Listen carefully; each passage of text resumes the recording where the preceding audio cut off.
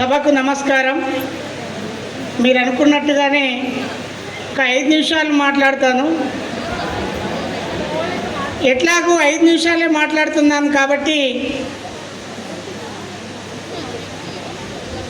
నేను మాట్లాడుతున్నది నా పెదాలతో కాకుండా నా గుండెతో, నా హృదయంతో, నా ఆర్ద్రతతో, నా ఆలోచనతో, నా ఆవేదనతో, నా యొక్క మనస్ఫూర్తిగా మాట్లాడే ప్రయత్నం చేస్తాను. మీరు కూడా మీ చెవులతో కాకుండా మీ హృదయంతో, మీ మనస్సుతో, మీ ఆలోచనతో, మీ ఆవేదనతో వింటే ఈ మాట, ఈ పూట, ఈ వేదికకు అర్థమవుతుంది, పరమార్థమవుతుంది, పదార్థమవుతుంది. యథార్థమైన 2 మాటలు చెప్పి ముగించే ప్రయత్నం చేస్తాను. ఈరోజు ఫ్రెషర్స్ పార్టీ ఫ్రెషర్స్ రీఫ్రెష్ కావాలా? సెకండ్ ఇయర్, ఫైనల్ ఇయర్స్ వాళ్ళు కూడా ప్రతిరోజు కూడా ఫ్రెష్గా ఉండాలా. ఫ్రెషర్స్ డే రోజు ఫ్రెష్గా తయారయ్యొచ్చి మిగతా రోజులు తిన్నావా బసవన్న, పన్నావా బసవన్న కాకుండా ప్రతిరోజు కూడా మీరు మీ విద్యా లక్ష్యాల్లో ఒక ప్రయత్నం అనేటువంటిది, మీరు ఎవరెస్ట్ శిఖరాన్ని అధిరోహించినటువంటి ఎడ్మండ్ హిల్లరీ, టెన్సింగ్ నార్గే అనేక సార్లు ఆ శిఖరాన్ని దగ్గరికి వెళ్ళడం, మళ్ళీ కిందికి రావడం, మళ్ళీ వెళ్ళడం, మళ్ళీ కిందికి రావడం జరిగింది. ఒకరోజు మనసులో బలంగా అనుకున్నాడు ఎడ్మండ్ హిల్లరీ, నెక్స్ట్ టైం నేను తప్పనిసరిగా నిన్ను అధిరోహిస్తాను. ఎందుకంటే నువ్వు రాయివి, నువ్వు పర్వతాన్ని, నువ్వు పెరగలేవు. నేను మనిషిని, నేను పెరుగుతాను. నాకు క్రియేటివిటీ ఉంది, నాకు సృజనాత్మకత ఉంది, నాకు తెలివి ఉంది, దాన్ని పదును పెడతాను, నిన్ను అధిరోహిస్తానని చెప్పి అధిరోహించినటువంటి ఎడ్మండ్ హిల్లరీని మనం ఆదర్శంగా తీసుకోవాలా. దీనికి నిత్య సాధన అవసరం. చార్లెస్ డికెన్స్ అనేటువంటి ఒక వయలిన్ విద్వాంసుడు ప్రతి నిత్యం కూడా 3 గంటలు సాధన చేస్తున్నాడు. వాళ్ళ శిష్యులు అడిగారు, ఏమండి మీరు ఇన్నేళ్ళ ఎక్స్పీరియన్స్ ఉంది కదా, ఇంకా మళ్ళీ ఇంతగానం ప్రాక్టీస్ చేయడం అవసరమా అన్నాడు. ఆయన చెప్పిన మాట ఏంటంటే, నేను ఒకరోజు ప్రాక్టీస్ ఆపితే, నేను ఒకరోజు సాధన చేయడం ఆపితే నా లోపం ఏందో నాకు అర్థమవుతుంది, ఎక్కడ మిస్ అవుతున్నానో అనేది. నేను 2వ రోజు ప్రాక్టీస్ ఆపితే నా కాంపిటీటర్, నా యొక్క ఆపోజిట్లో పాటలు పాడడానికి వచ్చేటువంటి మరో వయలిన్ విద్వాంసుడికి నేను ప్రిపేర్ కాలేదని అర్థమవుతుంది. నేను 3వ రోజు ప్రాక్టీస్ ఆపితే కింద ఉన్నటువంటి సభికులందరికీ అర్థమవుతుంది ప్రాక్టీస్ కాలేదు అని. అంటే గొప్ప వయలిన్ విద్వాంసుడు కూడా ప్రతి నిత్యం 3 గంటలు ప్రాక్టీస్ చేస్తున్నాడు.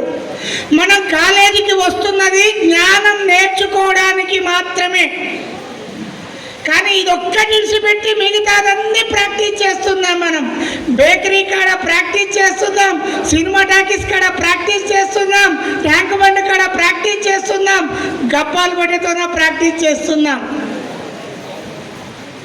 తమ్ముడు, చెల్లెలారా గుర్తుపెట్టుకోండి, నువ్వుండే రాజ్యాన్న రాజు నువ్వే, మంత్రి నువ్వే, బంటు నువ్వే, సైన్యం నువ్వే,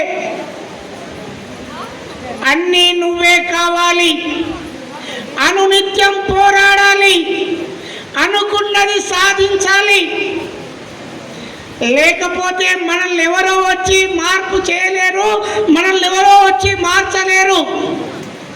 ఒక కవి అంటాడు, ఇటు నుంచే అటు వెళ్ళారు సినిమా హీరోలంతా, దివి నుంచే దిగి రాలేదు మన తారా ఘనమంతా, నీలోనూ ఉండుంటారు కాబోయే ఘనులంతా, పైకొస్తే జై కొడతారు అభిమానులై జనమంతా అంటాడు.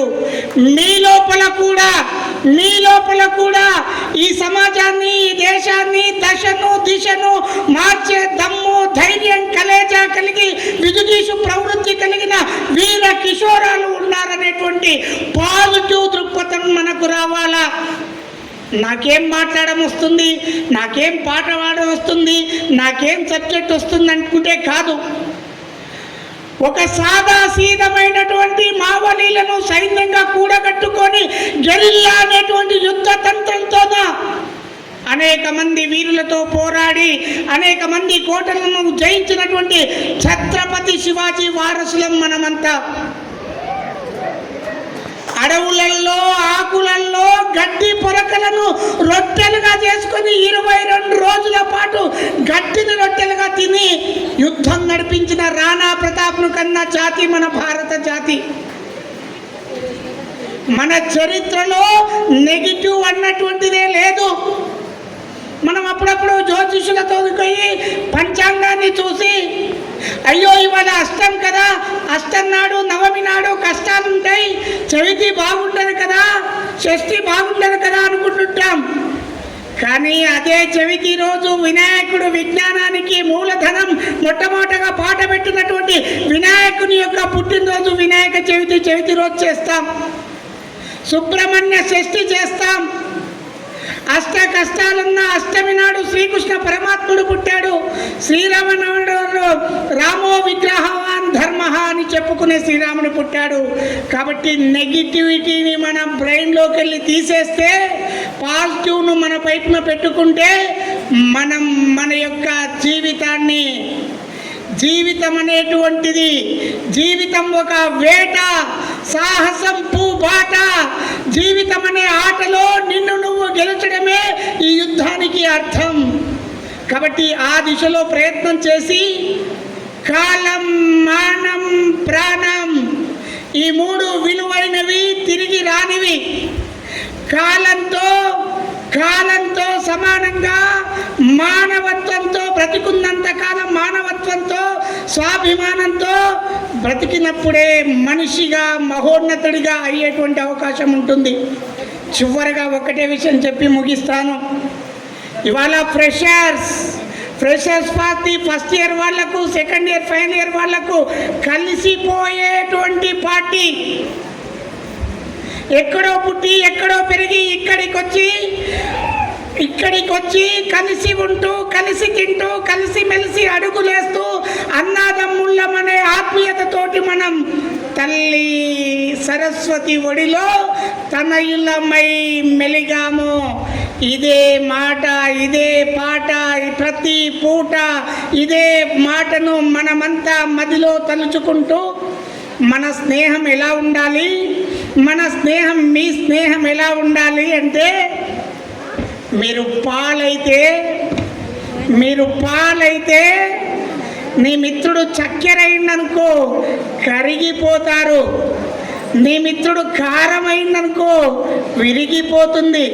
నీ మిత్రుడు ఉప్పు అయిందనుకో విరిగిపోతుంది. నీ మిత్రుడు పసుపు అయిందనుకో విరిగిపోతుంది. ఎలా ఉండాలి మిత్రుడు? ఎలా ఉండాలి? ఎలా ఉండాలి? ఎలా ఉండాలి? ఎలా ఉండాలి? నువ్వు పాలైనప్పుడు నీ మిత్రుడు తోడు చుక్క కావాలా.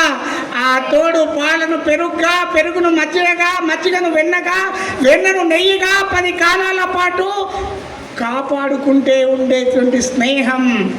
ఆ స్నేహం అనేటువంటిది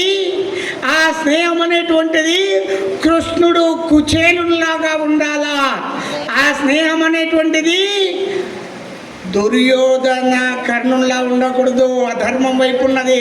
వాళ్ళు కూడా మిత్రులే.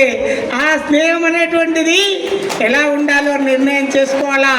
ఆ దిశలో ముందుకు పోవాలని నేను ఈ అవకాశం ఇచ్చినటువంటి మా మిత్ర బృందానికి, విన్న మీకు ధన్యవాదాలు తెలియజేస్తూ ముగిస్తున్నాను.